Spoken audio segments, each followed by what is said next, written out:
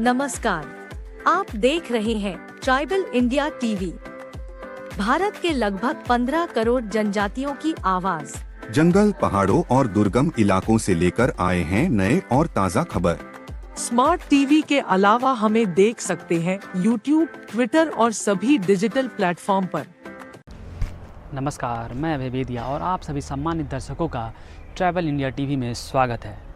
इस वक्त travel India TV की टीम पहुंची है राजस्थान के उदयपुर के मोहनलाल सुखड़िया यूनिवर्सिटी में, जहां पर एक इंटरनेशनल कॉन्फ्रेंस चल रहा है, जहां देश विदेश से लोग आए हुए हैं, रसिया से लोग आए हुए हैं, आर्मेनिया से आए हुए हैं, कुछ लोग ऑनलाइन कॉन्फ्रेंस के माध्यम से श्रीलंका से भी जुड़े हुए हैं और भारत के तमाम राज्यों से यहाँ पर लोग आए हुए हैं। कुछ स्कॉलर्स हैं, कुछ प्रोफेसर्स हैं, कुछ रिसर्चर्स हैं जो अपने शोध की पेपर्स लेकर के भी यहाँ आए हुए हैं। उस पर परिचर्चा हो रही है। और आपको बता दें कि ये जो परिचर्चा यहाँ पर हो रही है मोहनलाल सुखाड़िया यूनिवर्सिटी में, ये पशुओं की इतिहास पर हो रही है। साउथ एशिया में पशुओं की इतिहास पर ये इंटरनेशनल कॉन्फ्रेंस हो रही है। आपको बता दें कि अगर हम ये जो कॉन्फ्रेंस हो रही, इस कॉन्फ्रेंस की जो टॉपिक है कि animals, history of animals in south Asia, अगर हम इसे जनजातीय दृष्टिकोण से देखें तो जनजाति आज भी पशुओं को लेकर के बहुत ही प्रेम भाव रखते हैं। पशु के प्रति अति प्रेम है, उन्हें पूजते हैं। ऐसे आपको बता दें कि झारखंड में भी ये सोहराय मनाई जाती है, जिसमें गायों की पूजा होती है और काफ़ी कुछ होते हैं। इसी प्रकार से मध्य प्रदेश में भी गाय गोहरी होता है, उसमें भी गायों की पूजा होती है। अधिकांश राज्यों में जहाँ जनजातीय रहते हैं वहाँ भी किसी न किसी रूप में पशुओं को पूजा जाता है, पक्षियों को पूजा जाता है, कोई ना कोई त्यौहार मनाया ही जाता है। तो आज जो इस परिचर्चा में जो बात हो रही है, इसका मुद्दा है, मेन जो टॉपिक है, क्या उद्देश्य है, ये हम यहाँ आए हुए जो जितने भी डेलीगेट्स हैं, जो भी गणमान्य लोग आए हुए हैं, उनसे बात करेंगे और जानना चाहेंगे कि इस जो कॉन्फ्रेंस हो रहा है, इंटरनेशनल कॉन्फ्रेंस जो हो रही है मोहनलाल सुखड़िया यूनिवर्सिटी में, इसका मेन उद्देश्य क्या है। यह 2 दिवसीय अंतर्राष्ट्रीय संगोष्ठी इतिहास विभाग मोहनलाल सुखाड़िया विश्वविद्यालय के द्वारा 2-3 फरवरी 2023 को आयोजित हो रही है। आज इसका प्रथम सत्र, इनॉग्रल सत्र हुआ है और इसके बाद विभिन्न अकादमिक सत्र इसमें होंगे। इस कॉन्फ्रेंस का उद्देश्य ये है कि मानव पशु संबंधों को रेखांकित करना, कि मानव सभ्यता का विकास पशु के साथ ही संभव हुआ है। नवपाषाण काल में जब मनुष्य ने खेती करना प्रारंभ किया तो पशु उसके काम आने लगा, उसने पशुपालन किया, उनको डोमेस्टिकेशन प्रोसेस में लाए, तो गायों का डोमेस्टिकेशन हुआ, फिर आगे चल के घोड़े आए, हाथी आए, तो राज्य की अवधारणा बनी, स्टेट फॉर्मेशन हुआ, एम्पायर्स बनने लगे और राष्ट्र का विकास होने लगा। साथ ही ऐसे कई जानवरों के उदाहरण हैं जिन्होंने वफादारी के नाते अपने प्राण बलिदान कर दिए। इसमें चूँकि ये कॉन्फ्रेंस मेवाड़ भूमि पे हो रही है, मेवाड़ के ही महाराणा प्रताप के घोड़े चेटक, उनके हाथी राम प्रसाद, ऐसे कई उदाहरण, शिवाजी का घोड़ा, शिवाजी का श्वान वागिया और तानाजी की गोह, जिसके माध्यम से वो किले पर चढ़ते हैं, इस प्रकार के। और विदेशों में भी देखें तो अलेक्जेंडर का ब्यूसीफेलस घोड़ा जिस बड़ा वफादार रहा, नेपोलियन का मोरेंगा घोड़ा काफ़ी वफादार रहा, अलेक्जेंडर की जान भी एक बार उनके पालतू कुत्ते ने बचाई। तो ये जो उदाहरण हमें देखने को मिलते हैं, ये पशु मानव के साथ कैसे जुड़े हुए हैं, लेकिन कितना मानव उनके प्रति दया का और उनके व्यवस्था का भाव रखता है। क्योंकि मानव को समझना होगा कि धरती सबके लिए है, पशु, पक्षी, वृक्ष, इंसान, सभी को समान जीने का अधिकार है। हम ही इस धरती के कार्यदाता नहीं है। क्योंकि मैंने अपने इस कॉन्फ्रेंस में ये भी बताना चाहता हूँ कि हमारी जो राशियाँ हैं, 12 राशियों में से अधिकांश राशि जानवरों के नाम पे, यानी हमें अंतरिक्ष में भी जानवर दिख रहे हैं, उनके चिन्ह दिख रहे हैं। मेष राशि है, वृषभ राशि है, सिंह राशि है, कर्क राशि है, मकर राशि है, मीन राशि है मछली पे। तो इस प्रकार की जो बातें आ रही हैं, तो उससे हम ये संदेश देना चाहते हैं कि पारिस्थितिकी के बचाव के लिए, उसके सततता बरकरार रखने के लिए, पर्यावरण को एग्जिस्टेंस सस्टेनेबल बनाने के लिए हमें इन सब विषयों को देखना होगा। और जो जानवर हमारी गलतियों से समाप्त हो चुके हैं, जिनकी स्पीशीज़ वो हो गया, लेकिन अब जो है उसको प्रोटेक्ट, प्रिजर्व, कंजर्व करना हमारा धर्म है। जनजातियों ने ही पशुओं को बचाया है, उन्होंने वनों को भी बचाया है, उन्होंने संस्कृति को भी बचाया है।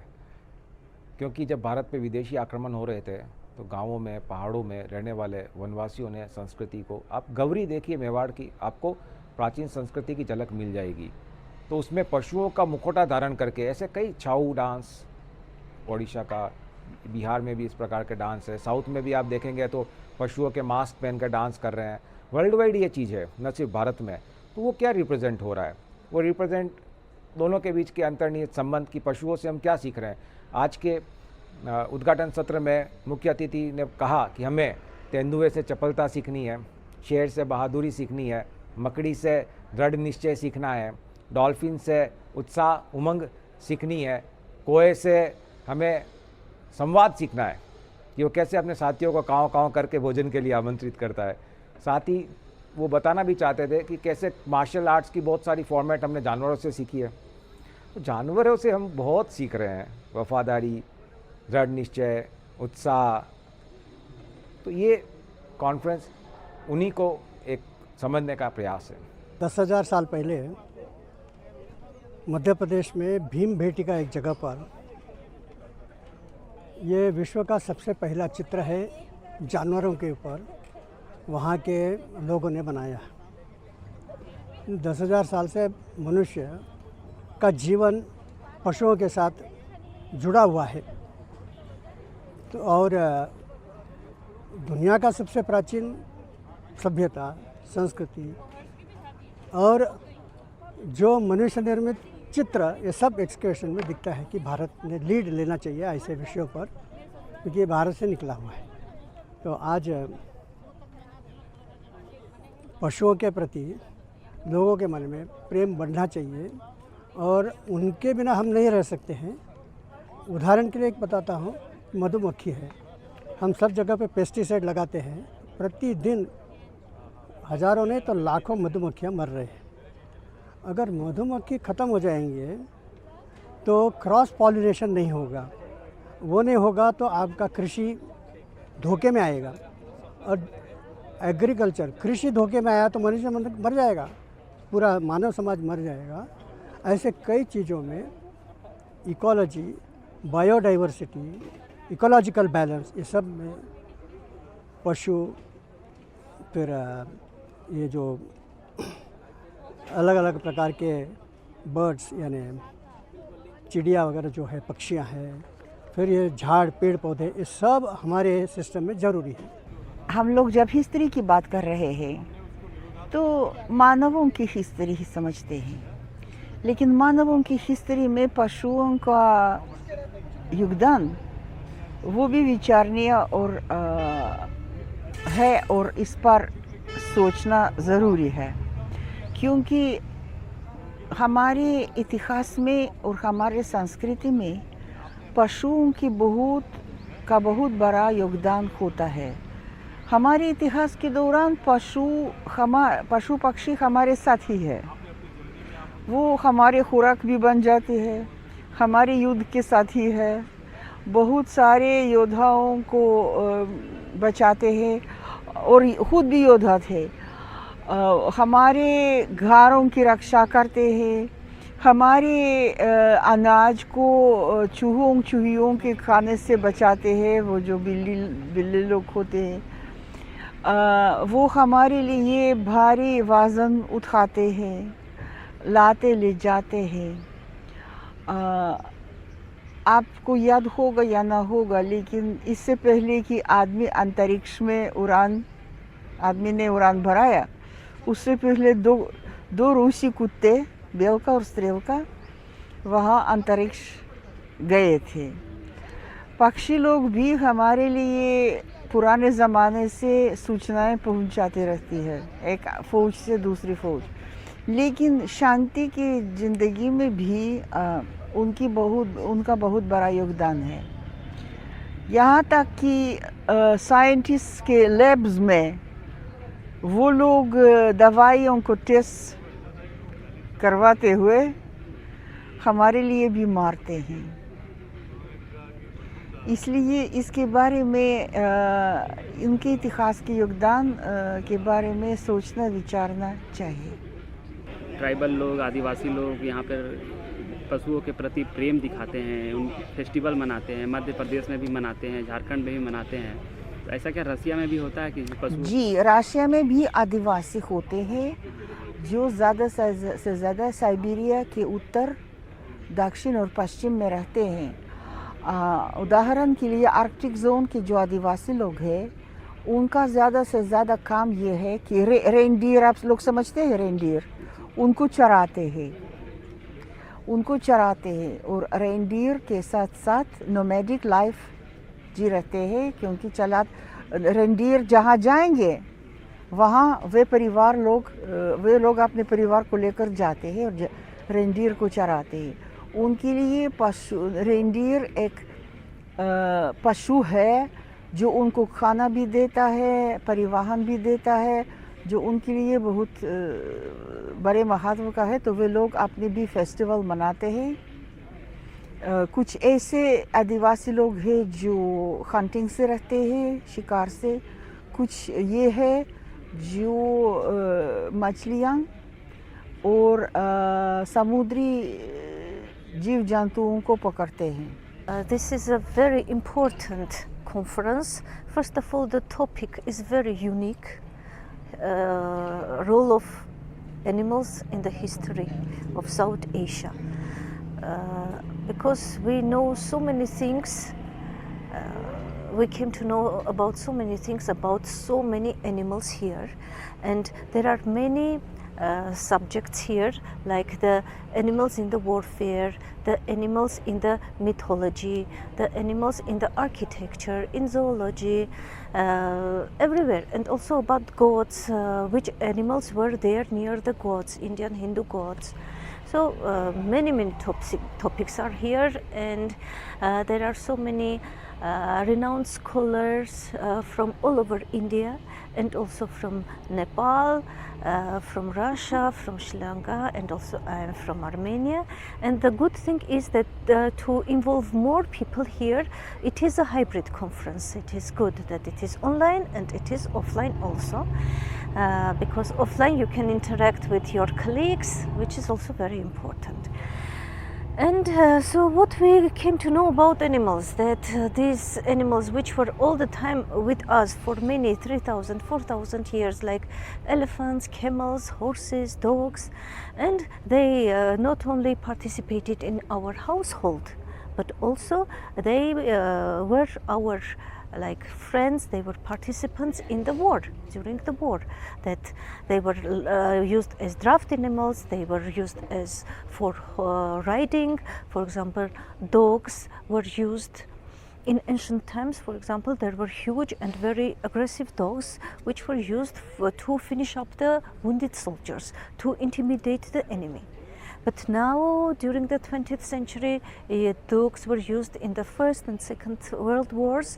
They were helping people. There were sanitary dogs who were going and taking the wounded, giving medicine, passing messages from one part to another of the battlefield. Then there were also suicide bombers dogs. That they had only one task. They did only one. For the first and the last, they went and they threw themselves under the tank and blew themselves with the tank. गहराई में उतरे, समुद्र से अगर मोती बीनना है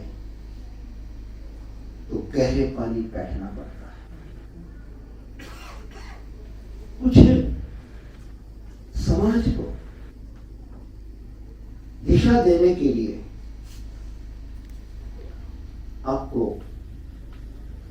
देना है, तो सतही चिंतन पर आप नहीं दे सकते। और भारत की ये परंपरा रही है। कहते हैं कि ज्ञान की प्रथम रश्मि तो भारत में होती है, और आज जो कुछ भी हम नई चीज दे रहे हैं, आप रिसर्च नाम ही उसे दे रहे हैं, सर्च नहीं दे रहे हैं। क्योंकि जब वो सर्च करने वाला जिस रिसर्च के रूप में पेपर को प्रस्तुत कर रहा है, वो जब आज से वर्तमान से अतीत की ओर जो जाता है और सारी परतें उसके सामने आती चली जाती है, तब वो सारा घूम करके भारत के ऋषियों की ओर जाता है। प्रेजेंट साइंस की बात करते हैं, लेकिन हमारा जो प्राचीन विज्ञान रहा है, प्राचीन विज्ञान में हम लोग जब बचपन में हुआ थे तो मैं अगर चींटी अंडा लेकर यहाँ से वहाँ जा रही थी तो वो अनुमान लगाया जाता था कि अब बारिश होने वाली है, 10 से 15 दिनों में बारिश हो जाएगी। या चूहा सांप अगर अपने बिलों से बाहर आ रहे हैं तो लोग सोचते थे कि कुछ घटना होना है, जैसे भूकंप वगैरह से हम लोग पहले का हमारा जो विज्ञान था उस तरीके से हम पशुओं से अनुमान लगाते थे कि क्या घटना घटने वाली है हमारे पूरे ब्रह्मांड में या हमारे धरती पर। तो हम इनको अलग नहीं मानते क्योंकि हम पंच तत्व से बने हैं और सारे जीवन सारी चीज़ें हमारी जो सृष्टि है पंच तत्व से ही बना हुआ है, तो वो भी हमारे भाग्य है। उन पशुओं के बाद ही हम कहीं मानव जीवन का निर्माण हुआ और हम मानव जीवन में आए। व्रत संहिता बहुत कम लोगों ने, जबकि वो सबके घर में होनी चाहिए, एक धर्मशास्त्र की तरफ से नहीं बल्कि एक मतलब वैज्ञानिक और प्राणी शास्त्र के रूपों से आधा पार तो पूरा ही प्राणी शास्त्र करते। 105 जैसे 108 चैप्टर है उसमें, लेकिन 105 जो पूरे चैप्टर हैं अलग अलग विषय पे, वो सारे के सारे विषय आपको इस तरह की खोल देंगे कि यदि कोई हैंडपंप भी खुदता है ना वर्तमान में, तो उसकी गहराई पर हजारों फीट लंबा कौन सा जीव पाया जाता है। उसकी जो यहाँ बड़गांव में जब खुदा था तो लोग आए थे ये नारू आ गया इसमें से। मैंने कहा नारू को आप लोगों ने देखा ही? नारू को हमने देखा है, पिताजी के पास से नारू निकला। ये जो चीजें हम लोग खत्म कर चुके हैं, आज जिनका उन्मूलन हो चुका है, चेचक का उन्मूलन हो गया, लेकिन जो कुछ हमारे पास संदर्भ है, जैसे कि पूतना, ये जो पूतना की कहानी है, क्या संदर्भ है हमारे पास। मेरा नाम मोहित शंकर सिसोदिया है। मैं सीनियर रिसर्च स्कॉलर इतिहास विभाग मोहनलाल सुखाड़िया विश्वविद्यालय उदयपुर से हूँ। ये हमारे इतिहास विभाग का पहला अंतर्राष्ट्रीय कॉन्फ्रेंस है जिसमें हम दक्षिण एशिया के इतिहास में पशु की भूमिका को प्रकाश डाल रहे हैं। इस विषय के अंदर हमें मौलिक रूप से आज तक जितने प्राचीन ग्रंथ हैं भारत के और भारत से गए हुए विदेशों के अंदर, उसकी परिचर्चा कर रहे हैं और उसमें हम पशु पक्षी की चर्चा को रेखांकित कर रहे हैं, जिसमें प्रकृति, पशु पक्षी और मानव के अंतर संबंधों को कहीं ना कहीं हम उजागर करने की कोशिश कर रहे हैं। आज के वसुधैव कुटुंबकम के भारत के एक महान विषय पर हम ये रेखांकित करने की कोशिश कर रहे हैं कि कहीं ना कहीं पशु पक्षी भी इस विश्व के बहुत अमूल्य अंग हैं, सदस्य हैं, जिनके बारे में कई मौलिक ग्रंथ लिखे गए हैं। जैसे कि हमारे गुरु कह सकते हैं, श्री कृष्ण जुगनू जी बताते हैं कि इतने सारे ग्रंथ मौजूद हैं लेकिन इनकी परिचर्चा कभी आज तक नहीं हुई है। चूँकि इतिहास हमेशा से हर विषय के साथ जुड़ा हुआ है और हर चीज़ का कहीं ना कहीं इतिहास होता है, तो ये संगोष्ठी पशु और पक्षियों पर के योगदान उनको रेखांकित करता है हमारे प्राचीन और मौलिक ग्रंथों के अंदर। इसी पर ये विशेष चर्चा हो रही है इस अंतर्राष्ट्रीय संगोष्ठी में। 2 और 3 फरवरी 2023 को हो रही है। इतिहास विभाग मोहनलाल सुखाड़िया के गेस्ट हाउस सभागार, बप्पा रावल सभागार और मीटिंग हॉल में। और अगर अब तक आपने ट्राइबल इंडिया टीवी को सब्सक्राइब नहीं किया है तो जल्दी से YouTube पर जाइए, सर्च करिए ट्राइबल इंडिया टीवी और इसे सब्सक्राइब करिए।